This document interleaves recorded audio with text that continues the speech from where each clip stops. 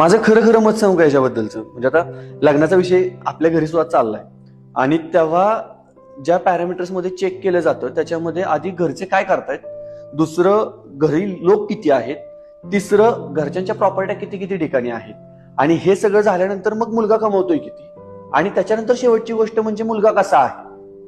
म्हणजे जी गोष्ट मला वाटतं सगळ्यात पहिल्यांदा बघायला पाहिजे, तुमचं एका व्यक्तीसोबत कधी जुळतं नातं, ज्यावेळी तुमची गुण जुळतात, ज्यावेळी तुमचे विचार जुळतात. आपण काय बघतोय, मुलाचा फायनान्शियल स्टेटस.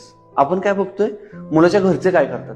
अरे तुम्ही व्यवहार करताय का, म्हणजे करत असेल तर स्पष्ट सांगा ना, मग हा व्यवहारच आहे म्हणून कशाला त्याला लग्नाचं गोंडस नाव देताय. लग्नाचं गोंडस नाव दिल्यानंतर मला असं वाटतं की त्या पार्टनरने एकमेकांवरती विश्वास ठेवला पाहिजे, त्यांच्या पोटेन्शियलवरती, की हा माणूस एवढे कष्ट करतोय, मी याच्यावरती विश्वास ठेवला तर हा एवढे कष्ट करू शकेल. आणि ज्यावेळी आपल्यावरती अशी एखादी व्यक्ती कष्ट करण्यावरती विश्वास ठेवते त्यावेळी आपल्या लक्षात येतं किंवा आपली कॅपॅसिटी ही आपण 10 गुणांनी वाढवतो, 10 पटींनी वाढवतो, की माझ्या मागे कोणतरी विश्वास ठेवणार आहे, माझ्या सोबत मी ज्याचा हात हातात धरलाय ती माझ्यावरती विश्वास ठेवणारी व्यक्ती आहे, माझ्यावरती क्वेश्चन मार्क उपस्थित करणारी व्यक्ती नाहीये. आणि कोणत्याही मुलासाठी ही फार महत्वाची गोष्ट आहे की माझ्या हातात हात देणारी व्यक्ती ही तो हात विश्वासाचा ठेवणारी असावी, माझ्यावरती प्रश्नचिन्ह निर्माण करणारी नसावी.